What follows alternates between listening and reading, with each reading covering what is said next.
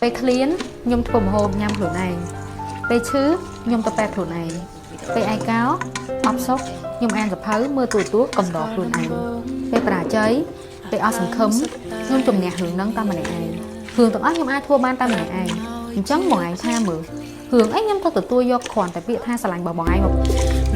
ដូចមកគឺជាមនុស្សប្រមិនចេះគ្រប់គ្រាន់